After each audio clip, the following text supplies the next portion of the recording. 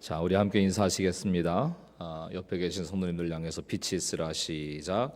빛이 있으라. 빛이 있으라. 예. 손을 꼭 잡으시고 잘 되고 있습니다. 기도하고 순종하면 더 잘 됩니다. 예. 오늘은 여호수아 이제 말씀 마지막 시간입니다. 그래서 하나님께 집중하라, 이런 주제로 함께 말씀을 나누기를 원합니다. 미국의 노스캐롤라이나 대학의 서해학 연구팀이 청소년 9,000명을 대상으로 해서 설문조사를 했습니다. 그 중에서 신앙 안에서 자란 자녀와 비신앙인 가정에서 자란 자녀를 비교해 봤더니 신앙 안에서 자란 자녀가 부모와의 관계가 월등히 좋았다, 이런 이제 결과가 나왔어요. 이런 질문을 했답니다. 커서 엄마처럼 살고 싶으냐? 그렇게 이제 물었을 때 그렇다라고 하는 대답이 신앙의 가정에서 자라는 아이들이 훨씬 더 높게 나왔다는 겁니다. 엄마처럼 되고 싶냐? 또 자녀의 친구 관계를 알고 있는가? 또 온 가족이 모여서 식사하는 기회가 많이 있는가? 또 가족들과 함께 여가를 함께 하는가? 모든 질문에서 신앙인의 가정이 월등하게 높은 비율을 보였다는 거죠. 자, 제가 날마다 영혼 구원을 부르짖고 또 주님 된 교회를 세워가자, 이렇게 이제 외치고 살아가는 것은 이 개인의 구원이 가정의 구원과 연결이 되고 가정의 구원이 사회의 구원으로 연결이 되기 때문에 그렇습니다.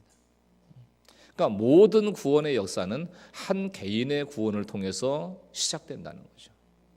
한 사람의 구원을 통해서. 언더우드 한 사람의 헌신으로 그 가정이 변하고 우리나라도 변했죠. 어떻게 보면 우리나라는 불과 100년 전만 해도, 또 50년 전만 해도 정말 힘든 나라였어요. 정말 먹고 살 것을 심각하게 고민하고 걱정해야 될 만큼 그렇게 힘들고 어려운 황무지와 같은 그런 이 땅이었는데, 한 사람의 헌신을 통해서 이만큼 달라진 거예요. 우리가 잘나서 일 잘해서 수출 잘해서 그래서 우리가 이만큼 세워진 줄 알지만, 한 사람의 헌신을 통해서 이 나라, 이 사회 모습이 이렇게 변한 것입니다. 그러니까 한 사람의 구원을 놓고 한 번도 애통하는 눈물을 흘려보지 않은 사람, 한 영혼의 이 영원한 생명의 모습을 놓고 하나님 앞에 엎드려서 몸부림치면서 한 번도 기도해보지 않은 사람은 자기도 안 변하고요, 자기 집안 식구도 안 변해요. 죽으라고 안 변합니다. 그러니까 한 영혼을 향한 눈물의 기도를 올려드리고 몸부림이 있어 본 사람이 영혼의 가치를 알게 되고 구원의 가치를 알게 된다는 것입니다. 자, 하나님께서 애서는 세일산, 그러니까 세상의 그 소유, 말하자면 돈을 주고 끝냈어요. 돈 주고 끝냈는데, 하나님께서 택하신 아브라함과 이삭과 야곱은 수많은 사건들을 겪죠. 그야말로 감당하기 어려운 사건들을 겪어요. 그런데 그 사건 가운데서 하나님께서 홍해를 갈라지게 하시고 광야에서 먹이시고 입히시고 요단강을 마른 땅으로 건너게 하시고 아모리 대적에게는 왕보를 보내셔서 그때마다 신기한 방법으로 도우세요. 구원의 길을 보여주시는 거예요. 그래서 수많은 사건을 당했는데도 나와 내 집은 여호와를 섬기기로 결단한다. 너희들은 선택해라. 아무 힘도 없는 아모리인들의 신을 섬기겠냐, 아니면 나와 내 집은 하나님을 섬기기로 결단하는데 너희의 결단은 뭐냐, 이렇게 물어보는 거죠. 그리고 여호수아를 마무리하는 오늘, 하나님께서는 저와 여러분을 향해서 선택하라고 말씀하시는 거예요. 결국 70년, 80년 지나면 다 사라져버릴 이 땅의 소유와 이 땅의 영광과 이 땅의 부귀를 위해서 살아갈 거냐, 아니면 영원히 변치 않는 1.1획도 변하지 아니하고 우리를 영원한 생명의 역사 가운데 인도하시는 그 하나님을 섬기기로 결단하고 살아갈 거냐, 선택하라는 거예요. 자, 이렇게 정령 여호와를 섬길 이유에 대해서 또다시 한번 여호수아는 이스라엘 백성들을 향해서 강조를 해요. 지난주에도 얘기했잖아요. 근데 또 강조를 합니다. 왜 하나님을 섬겨야 되는지. 자, 17절을 보시니까 이는 우리 하나님 여호와께서 친히 우리와 우리 조상들을 인도하여 애굽 땅 종되었던 집에서 올라오게 하시고, 자, 종되었던 자리에서 나오게 하셨기 때문에 우리는 정령 여호와를 섬겨야 된다, 이런 얘기예요. 죽기를 무서워해서 일생을 죄에 매여 종로로 탈 수밖에 없는 모든 자를 놓아주시기 위해서, 자유케 하시기 위해서 예수님께서 이 땅에 오셨다고 했습니다. 자, 이게 맞는 게 뭐냐면 예수님이 없는 우리는 모든 것에 매인 종노릇하고 살아가요. 자식의 종노릇, 남편의 종노릇, 명예의 종노릇, 돈의 종노릇, 인정받는 것의 종노릇, 교양의 종노릇, 부모의 종노릇, 사업의 종노릇, 모든 것에 매여 살아가는 종노릇하고 살아간다는 거죠. 여러분, 종이 어떤 사람이에요? 자기 의지가 없어요. 시키는 일만 해야 되는 거예요. 자기 의지가 없는 거예요. 그러니까 자기 의지가 없이 그냥 시키는 것만 해야 되니까 만족이 있겠습니까? 행복이 있겠습니까? 즐거움이 있겠어요? 기쁨이 있겠어요? 그래서 모든 드라마에 나오는 부모들의 한결같은 주제가는 뭐냐면 내가 너를 어떻게 키웠는데 이러고 노래를 불러요. 내가 저를 어떻게 키웠는데 이럴 수가 있냐. 그러니까 로봇처럼 자식을 사랑하고 집착하고 사로잡혀 있다가 배반당하고 나중에는 허무하다고, 인생이 뭐냐고, 그리고 외치는 거예요. 우리는 그걸 사랑이라고 착각하는데요. 아담과 하와가 선악과를 따먹고 나서 그 형벌로 여자에게는 해산의 수고가 왔고 남성들에게는 수고하고 땀을 내야 먹고 살 수 있는, 처자식을 먹여 살려야 되는 그런 이제 형벌을 주셨어요. 해산과 남편을 사모하는 것, 가족들을 위해서 열심히 일하는 것, 이게 예수님이 없으면 형벌이라는 거예요. 예수님이 없으면. 해산의 수고를 하는 여성들이 자식과 탯줄로 엮여 있고 사람들은 그것을 아름다운 모성애다. 그 어머니는 강하다. 그러고 얘기를 해요. 그러나 모성애라고 하는 것은 다른 말로 자식에게 종노릇한다는 얘기예요. 엄밀한 의미에서는 일생 동안 사로잡혀서 내가 좋아서 종노릇하는 거예요. 내가 좋아서. 여러분, 자식들이 커가지고 부모를, 내가 자식을 키울 때 사랑하던 그 사랑으로 부모를 사랑합니까? 그렇게 부모를 섬겨드려요? 말로는요, 얼마나 사랑하는지 몰라요. 말로는. 근데 예수님이 임하지 않은 사람은 부모를 사랑할 수도 없고 아무도 사랑할 수 없는 거예요. 물론 모성애라고 하는 이 본능적인 사랑의 모습이 있었기 때문에 예수님을 안 믿고도 인류가 이 정도로 지탱을 한 거죠. 모성 본능이 있으니까. 그러나 하나님 안에서의 사랑이 뭔지를 깨닫지 못한 사람은 하나님의 형상이 남아 있어도 죽을 수밖에 없는 인생이다. 내가 뭐에 매여 있는 사람인가를 보셔야 되는 거예요. 심리학자 가운데 에릭슨이라고 하는 사람이 있거든요. 에릭슨.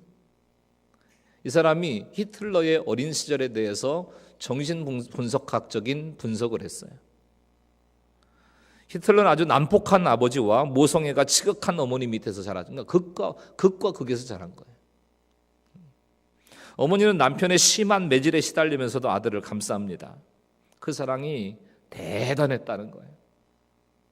아버지의 난폭함은 히틀러에게 강한 증오심과 살인 충동을 심어주었고, 어머니의 지극한 인내와 보살핌은 강인한 극기심과 사랑을 심어주었다는 겁니다. 근데 그 증오와 사랑이 조화를 이루지 못하고 충돌하면서 발작이 일어난 거예요.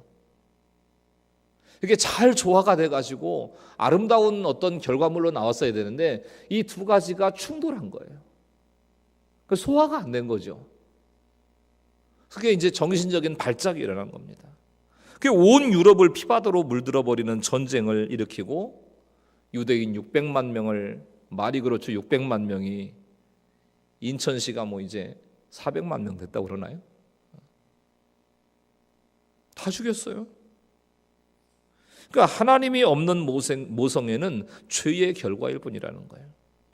그러니까 하나님이 없는 난폭함과 하나님이 없는 모성애는 똑같이 죄의 결과라는 거예요. 똑같이. 여러분, 예수님 없는 가정은요, 살아갈수록 망할 일밖에 없어요. 99%도 아니에요. 예수님 없는 가정은 100% 망할 수밖에 없는 겁니다. 예수님 없는 가정. 왜냐하면 성경이 이렇게 말씀을 하니까. 사람은 사랑할 수 있는 능력이 있는 존재가 아니에요. 사랑을 만들어낼 수도 없고 또 사랑을 지을 수도 없는 거예요. 그냥 돈이 있으니까 막 외모가 반반하니까 그게 사랑이라고 착각하는 거예요. 또 여러분 보세요. 수많은 사람들이 돈이 있다가 돈 다 떨어지고 미모와 자랑하던 외모와 그리고 건강에 어려움이 와가지고 완전히 뼈밖에 남지 않은 이런 상황 속에 이제 직면하게 되면, 병에 걸리게 되면 그 사람의 사랑의 현주소가 나타나는 거예요. 사랑의 현주소. 출애굽 당시 10가지 재앙이 왔을 때 이스라엘 백성들은 애굽을 탈출하려고 하는데 애굽 사람들은 10가지 재앙이 와도 심지어 자기 맏아들이 죽어도 한 사람도 애굽을 떠나려고 안 해요. 안 떠나죠. 끄떡 안 합니다. 막 온 나라가 피바다가 되고 맏아들이 죽어나가고, 그런데도 내가 가진 부와 이집트의 나일강이 모든 것을 다 해결해 줄 것 같은 이런 착각이 있기 때문에 절대로 나오지는 못합니다. 제가 어렸을 때 가끔 듣기로 저희 외가는 황해도 분들이신데, 황해도 금천군 금천면 무슨 일이라고 그랬는데 리까지는 생각 안 나네요. 황해도 금천 분들이신데 그 지역에서는 꽤 뼈대 있는 집안이었던 모양이에요. 그러니까 이제 저희 외조부께서 이제 의학을 이렇게 공부를 하시면서 이제 의사를 꿈꾸던 분이시고, 근데 이제 난리통에 공부하실 수 있는 방법이었으니까 배우던 걸 가지고 면허 없는 의사를 하셨어요. 동네에서 면허 없는 의사. 그러니까 막 맹장 수술 이런 것까지 하셨어요. 면허 없이. 자, 그런데 6.25 전쟁이 나고 나니까요, 괜찮은 집안이니까 가진 게 많은 거예요. 이걸 놓고 내려올 수가 없는 거예요. 포기하고 내려올 수가 없어요. 그냥 남았어요. 대부분 남고 저희 외조부만 믿음이 있던 분이니까 그 신앙의 자유를 찾아서 내려오신 거예요. 그래서 외가 식구들은 다 이북에 있습니다. 외할아버지 빼고는. 그 땅과 소유와 기득권을 버려두고 내려올 수가 없었던 거예요. 근데 다른 집안들도 힘든 사람들만 내려왔지, 있는 사람들, 자리 잡고 있었던 사람들, 이런 사람들은 그냥 뭐 잠시 지나가는 일이겠지 이러고 이제 주저앉아 있다가 지금까지 있게 된 거죠. 망한다 그러면 빨리 내 죄를 회개해야 되는데 내 죄는 안 보고요, 자식과 남편과 돈에 사로잡혀 가지고 허무한 예배를 드리고 허무한 11조를 드리면서 죄를 더하는 거예요. 회개하지 않는 거예요. 고난이 오면 다 믿을 것 같지만 안 돌아오는 사람이 있어요. 회개하지 않아서 고난이 심판의 모습으로 오는 것이고, 그게 전형적인 종의 모습이라는 겁니다. 종인 우리에게 홍해를 건너게 하시고 노예 생활에서 해방시켜 주셨으니까 너무나 감사해야 될 일이잖아요. 출애굽기 14장에서 홍해를 건너고 15장에서 미리암이 찬양을 해요. 막 그 놀라운 하나님의 영광을, 이 구원의 역사를 막 찬양을 해요. 그리고 16장에 와서는 뭐라고 그러냐면 광야 가운데서 애굽의 고깃가마가 생각난다. 이게 며칠 안 되는 일이에요. 지금 홍해를 건너온 게 애굽의 고깃가마가 생각이 나고 너희가 왜 우리를 이끌어내서 여기에서 굶어 죽게 만드냐. 금세 원망하고 금세 불평을 해요. 이게 우리들의 모습이라는 거예요. 우리들의 모습이다. 우리가 얼마나 악한지 아세요? 어떤 사람이 가난한 동네에 집집마다 대문 안에 10,000원씩을 뿌렸대요. 그 사람들이 가난한 동네인데 집 대문 앞에 10,000원짜리가 한 장씩 있으니까 이게 웬일인가 싶어가지고 두리번 눈치 게임을 하는 거예요. 눈치를 보는 거예요. 이거를 가져갈 수도 없고 그냥 놔둘 수도 없고 그냥 돈 주위만 어슬렁 하다가 이제 해가 뉘어지면서 잘 안 보이게 될 때 얼른 집어가지고 들어갔어요. 그런데 둘째 날 보니까 또 10,000원씩이 뿌려져 있는 거예요. 이상하다. 어제도 10,000원이 있었는데. 그래서 또 이제 쳐다보고 있는 거예요. 누가 주인이 나타날지, 뭐 이거를 집어가야 될지 말아야 될지. 그래서 또 해가 지면 뉘어지면서 사람들 이제 잘 안 보일 때 또 집어가지고 들어갔어요. 셋째 날도 그렇고 넷째 날부터는 야 이게 공짜구나 웬 떡이냐. 그래서 막 기다리면서 돈이다 돈. 막 오늘 또 10,000원 또 떨어져 있겠지. 막 이제 기다리기 시작하는 거예요. 10,000원을 날마다. 그러면서 둘째 주도 셋째 주도 계속 보름 동안 또 21일 동안 이렇게 세 주를 계속해서 10,000원씩 이렇게 대문 안에 이렇게. 그러니까 당연한 듯이 이제 우리 집 문 앞에는 항상 10,000원이 떨어져 있는 날이야. 집어넣는 거예요. 그러다가 한 달이 됐을 때 돈을 딱 끊었어요. 그랬더니 집집마다 막 아우성해요. 우리 집만 왜 안 주냐? 누굴 무시하냐? 이러면서 난리가 났다는 거예요. 우리 집만 왜 안 주냐? 악을 썼다는 거죠. 복음도 그래요. 받을까 말까 하다가 믿을까 말까 하다가 너무나 이제 예수님 믿고는 너무너무 좋은 거예요. 내가 진작 믿을 걸, 진작 교회 올 걸. 그렇게 좋았다가 그 다음에는 그런데 왜 안 주냐고. 아니 예수 믿으면 부자 되게 해준다며. 예수 믿으면 사업 성공하게 해주고 예수 믿으면 취업도 해주게 해주고 돈도 안 주고 병도 안 고쳐주고 막 도와준다고 그러더니 왜 안 도와주냐고. 감사와 감격이 이런 원망과 불평이 되어버리더라는 거예요. 그러니까 종됐던 과거를 생각해 보라는 겁니다. 너희가 죄악의 종로로 됐던 과거를 생각해 봐라. 여러분 홍해를 건너왔으면 하나님의 역사를 경험하고 하나님의 구원의 능력을 경험했으면 이제 죽어도 좋은 거 아니에요? 죄악의 사슬들이 끊어지고 주님의 생명의 십자가 보혈의 피 가운데 내가 연결되어 있다고 하면 이젠 죽어도 상관없는 거 아니겠어요? 우리 집만 안 준다고 불평하면 안 된다는 거예요. 내가 믿었는데 왜 안 주냐? 돈도 안 주고 건강도 안 주고 뭐도 안 주고 그러니까 신앙의 삶 가운데는 왜는 없는 거예요. 왜 안 주냐고. 믿음의 삶 가운데는 왜라고 하는 것은 있을 수가 없다.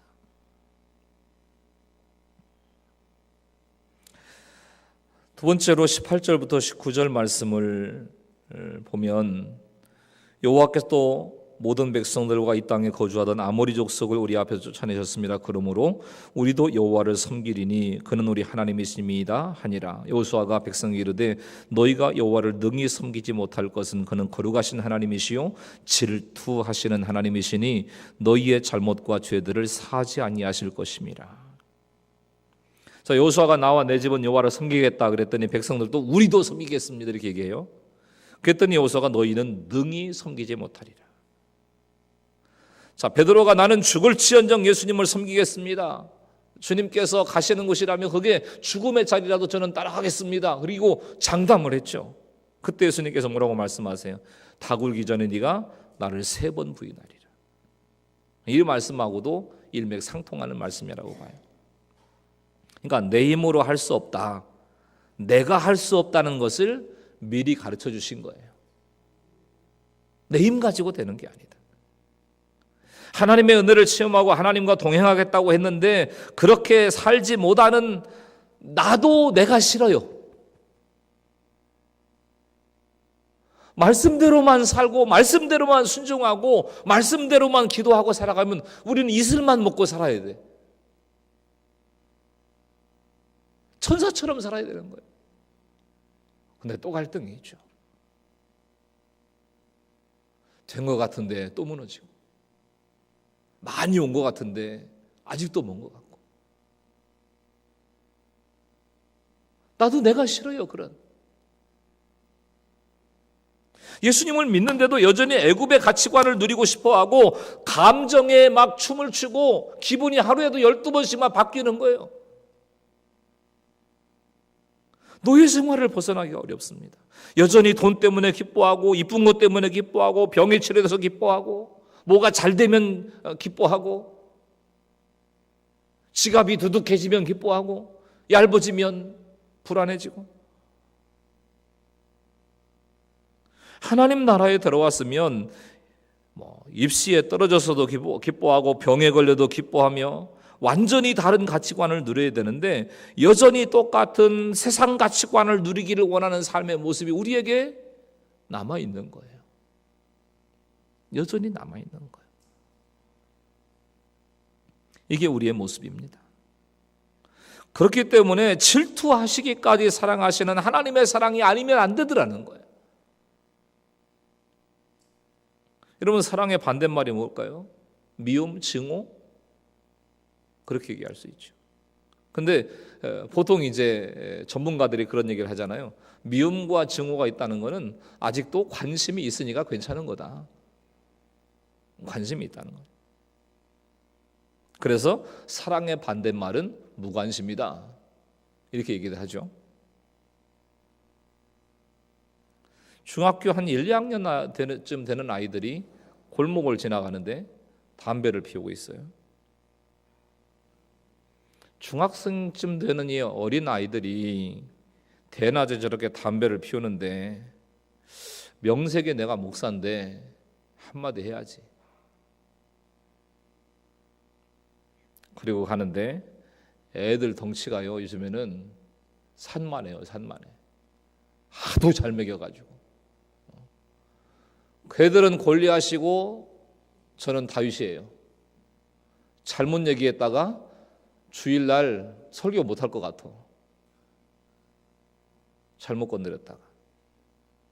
그래, 뭐 입원을 하든지 아니면 미리 천국을 가든지 뭐 그럴 것 같아가지고 아무 말도 못하고 그냥 들었습니다. 근데 거기에 뭐 창성이나 화목이가 담배를 딱 피우고 골목에서 이러고 있다고 그래봐요. 또 우리 교회 이 중학생쯤 되는 이런 애들이 거기서 막 담배 피우고 뭐하고 이러고 있다고 생각해 보십시오. 그냥 지나칠 수가 있겠습니까? 갖은 난리를 쳤을 거예요. 갖은 난리를. 그러니까 하나님께서는 우리가 아무 힘도 안 되는 우상에게 복을 받겠다고 섬기는 것을 못 봐주시는 거예요. 아무 힘도 없고 능력도 없는 세상 우상을 향해서 절하고 세상 영광을 위해서 절하고 그걸 섬기고 살아가는 이걸 하나님이 못 봐주시는 거예요. 너무 사랑하시니까 잔소리를 하시고 간섭을 하시고 개입을 하시는 거예요. 그러니까 우리 맨날 목사님, 저는 믿음으로 살겠습니다. 말씀에 순종하는 삶을 살게요. 저는 남은 인생 하나님을 섬기고 헌신하고 충성하는 삶을 살겠습니다. 장담하면서도 자꾸만 넘어지고 있으시죠. 또 넘어지고 또 넘어지고. 하나님 끊임없이 우리를 향해서 또 말씀하시고 또 말씀하시고 말씀하시는 거예요. 24절에 백성이 여호수아에게 말하되 우리 하나님 여호와를 우리가 섬기고 그의 목소리를 우리가 청종하리이다 하는지라. 자, 하나님을 섬기기 위해서 하나님의 목소리를 청종하면 어떻게 섬겨야 되는지를 가르쳐 주시는데, 하나님을 섬기고 청종하는 게 뭐냐면, 믿은 지 몇 개월 안 된 초신자가 있었답니다. 6개월 이하 이 정도 믿는 사람인데, 근데 그동안 1, 2년 동안 직업을 못 구하고 있었는데, 예전에 이제 덤프트럭 사무실을 이분이 이제 경영을 했었는데, 그때 3천만 원을 가지고 도망갔던 사람에게서 연락이 온 거예요. 24톤 트럭을 자기가 이제 운행하고 있는데 밤에는 서 있으니까 자기가 3천만 원 갚지 못한 이런 것도 있고, 뭐 노는 트럭인데 24시간 이제 사용을 하는 게 훨씬 더 효과적이니까 낮에는 자기가 운행을 할 테니까 밤 시간에는 그 트럭을 사용해 가지고 기름값만 제하고 남는 건 다 자기가 갖다가 써라, 이렇게 이제 제안을 한 거예요. 떼인 돈도 있고 자기가 가장 잘할 줄 아는 게 트럭 운전인 거예요. 하나님의 뜻이 아닌가, 이런 이제 생각이 들어서 당장 가야 되는데, 저녁에 운행을 하게 되면 수요 예배 못 가지, 심야 기도에 못 가지, 또 보통 이제 목요일이나 금요일 뭐 이런 때 이제 목장 예배가 진행이 되는데, 대부분 직장인들이기 때문에 낮에 안 드리고 저녁에 드리는 경우들이 많았다. 목장 예배 빠져야 되지. 그러니까 예배 생활하는데 문제가 있더라는 거예요. 초신자가 생각할 때. 그러니까 지금 뭐 대리운전에 잡부 일, 뭐 이제 그 일을 몇 가지를 자기가 지금 하고 있는데, 순간 너무나 갈등이 되더라는 거죠. 계산이 딱 나오는 거예요. 24톤 트럭을 저녁에만 이렇게 운행을 하게 되면 얼마가 더, 기름값만 더군다나 달라고 그러니까 세금도 그 사람이 다 낼 거고, 갈등이 되더라는 거죠. 그러던 가운데 아내가 시편 1편에 있는 1절 2절을 암송하자고 그러더랍니다. 시편 1편 1절 2절이 화면에 뜰 거예요. 같이 한번 읽어보겠습니다. 시작. 복 있는 사람은 악인들의 꾀를 따르지 아니하며 죄인들의 길에 서지 아니하며 오만한 자들의 자리에 앉지 아니하고 오직 여호와의 율법을 즐거워하여 그의 율법을 주야로 묵상하는도다. 그래서 그 말씀을 암송을 한 거예요. 암송하고 나서 보니까, 주님, 저는 악인입니다, 이런 고백이 나오더라는 거예요. 주님, 저는 악인입니다. 생활은 힘들어도 주님이 좋아서 지금까지 간단한 줄 하나를 잡고 있는데, 말씀을 묵상하지 않는 사람이 내 주변에 꼬이는 걸 보면 내가 악인이라는 거예요.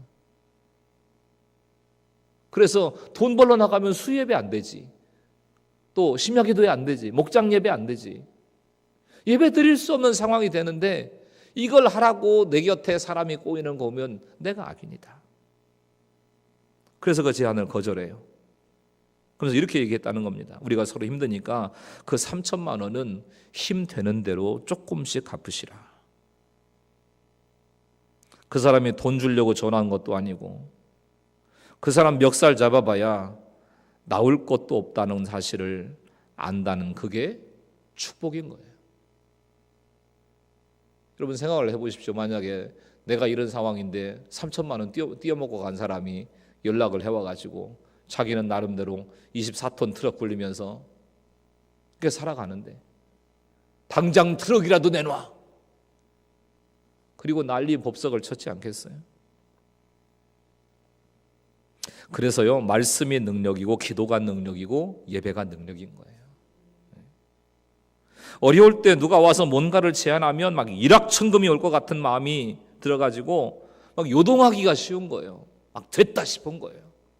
지푸라기라도 뭐라도 하나 잡고 싶은데 뭐가 딱 주어졌다 그러면 그게 썩은 동아줄인지 무슨 뭐 황금 동아줄인지 모르고 그냥 무조건 잡으려고 한다는 거예요. 잡으려고. 그런데 이렇게 분별이 되는 거는 말씀 가운데 있기 때문이라는 거예요. 자, 그렇게 트럭 운전을 거절한 그 사연들을 들으면서 사람들이 저 사람 숨겨놓은 돈 있는 거 아니야?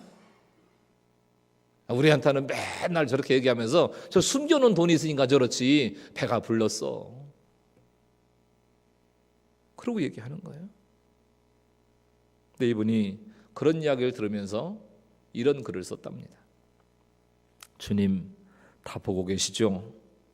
되돌아갈 수도 정지할 수도 주저앉을 수도 없는 현재의 상황을요.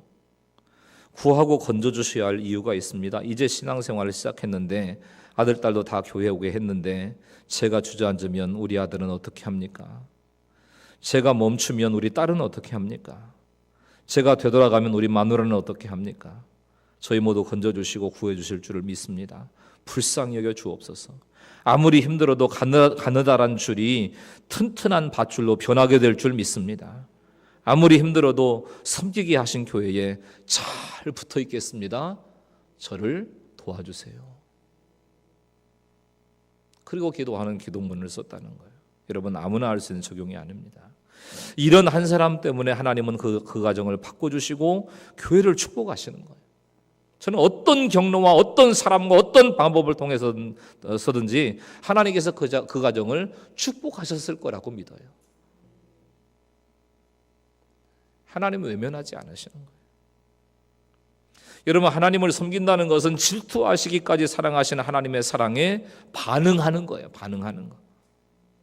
이방 나라시는 그 이름을 부르지도 섬기지도 절하지도 말라고 하는 말씀, 이방인과 혼인하지 말라는 말씀부터 지키라는 거예요.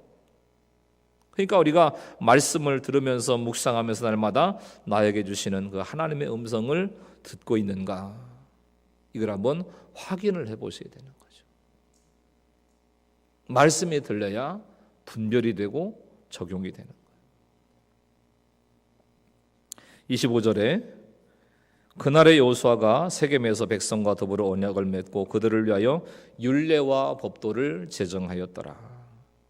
자, 여기서 율례와 법도를 제정했다라고 하는 말씀은 원래 의미가 뭐냐면 은혜로 마음이 녹아지게 됐다, 이런 의미가 들어있어요.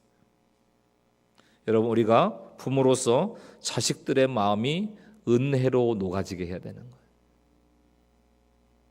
우리가 지도자로서 함께하는 백성들이 은혜로 마음이 녹아지게 해야 되는 사명이 있는 겁니다.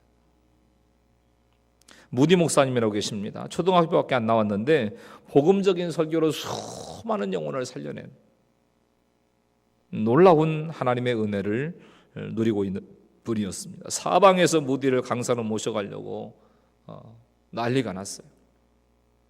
모시기가 힘들어지자 무디를 초청하기 위한 하나의 이 조직이 만들어지기까지 했습니다. 규모가 큰 교회에서 무디를 강사로 초청하기 위해서 이제 위원회를 만들고 거기에서 이제 회의를 하는데 젊은 목회자 한 분 일어나서, 아니 무디밖에는 강사가 없냐? 이 큰 나라 미국에 성령이 무디에게만 임했냐? 왜 이렇게 자꾸 무디 그러냐? 무디하게. 그 이유를 제기한 거예요. 그러자 존경받는 원로 목회자 한 분이 일어나서 조용히 웃으면서 이렇게 얘기했다는 거예요. 무디에게만 성령이 임하는 건 아니지만 성령님께서 이 시대에 무디를 독점하고 계시다는 사실은 부인할 수가 없습니다. 그 얘기를 하더라는 거예요. 그 말에 그 자리에 모였던 사람들의 박수갈채가 막 쏟아진 거예요. 여러분, 성령님이 쓰시는 사람이 되어야 될 줄로 믿습니다. 아무리 얘기를 해도 성령님이 운행하시지 않으시면 모든 게 울리는 꽹과리예요. 성령님 역사하시지 않으시면 그냥 허공에다 외치는 독백이 될 수밖에 없는 거예요. 그러니까 나는 왜 안 줘요? 나는 왜 안 돼요? 이거 얘기하기 전에 내 자신을 먼저 돌아보라는 거예요. 내 자신을.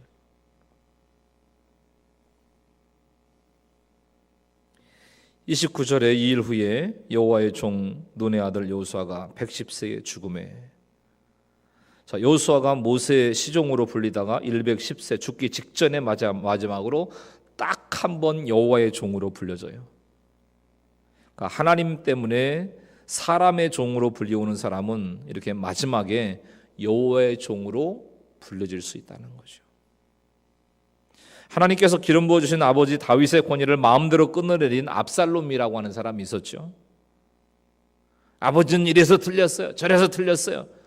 아니, 밧세바와 간음한 주제가, 심지어는 그 간음하고 나서 그것을 감추려고 그 남편 일부러 죽이지 않았습니까? 그런 야비한 사람이 무슨 왕입니까? 왕은 내려와요, 내가 왕할 테니까. 그리고 반역을 한 거 아니겠어요? 그렇게 아버지 다윗을 끌어내린 압살롬은 하나님의 종이 아니에요. 때가 될 때까지 기다려야 된다는 것을 모르는 사람은 사단의 종으로 살아갈 수밖에 없는 거예요. 우리 인생 마지막 가운데 여호와의 종으로 불리기 위해서 오늘 어떤 섬김과 인내의 본을 보이겠는지 돌아보시고 생각해 보셔야 될 모습인 겁니다. 그리고 마지막으로 32절 말씀 보니까 또 이스라엘 자손이 애굽에서 가져온 요셉의 뼈를 세겜에 장사하였으니 이곳은 야곱이 100크시타를 주고 세겜의 아버지 하몰의 자손들에게서 산 밭이라. 그것이 요셉 자손의 기업이 되었더라. 자, 야곱이 죽기 전에 금 100개를 주고 세겜을 샀어요. 우리의 자녀들이 지금은 잘 몰라서 돈이 좋아서 애굽에 갔지만 그래도 돌아오도록 금 100개를 치르고 세겜을 샀다는 겁니다. 내가 연약한 지체를 돕고 힘든 사람을 섬기고 교회를 위해 헌신하는 금 100개의 헌신을 냈을 때 400년이 지난 뒤에라도 내 자녀들이 약속의 땅에 돌아올 것이라. 내가 헌신한 그 자리에서 내 자녀가 축복을 받게 돼 있다는 거예요. 믿으시기를 축원합니다. 결국 떠날 때와 비교할 수 없는 200만 명의 사람들이 지금 돌아오잖아요. 200만 명의 자손들이, 후손들이 이제 가나안 땅의 세겜으로 돌아오는 것을 보게 됩니다. 그러니까 주님 때문에 쓴 것은 헛된 것이 하나도 없는 거예요. 그러므로 오늘 정령 여호와를 섬기기로 결단할 수 있기를 축원합니다. 나와 내 집은 여호와 하나님만을 섬기겠습니다. 그 구체적인 것이 불신결혼 안 시키기로 결단하셔야 되는 거예요. 불신결혼 안 시키기로. 이미 내가 이 말씀을 깨닫지 못해서 불신결혼이 된 자녀들의 가정이라면 구원시키기 위해서 피눈물 나는 기도를 하셔야 돼요. 그리고 그 자녀들의 가정을 구원의 가정으로 세우셔야 됩니다. 그게 이 땅 위에 남아있는 마지막 사명이라고 생각하셔야 돼요. 심각하게 생각하셔야 됩니다. 나를 종되었던 애굽에서 건져주신 하나님 앞에 감사하시고 질투하시기까지 나를 사랑하시는 그 하나님 때문에 주님만을 섬기겠습니다. 다시 한번 결단하고 주님의 그 사랑 앞에 한 걸음 한 걸음 더 가까이 다가서는 우리 믿음의 가족들이 다 되실 수 있기를 예수님의 이름으로 간절히 축원합니다. 할렐루야.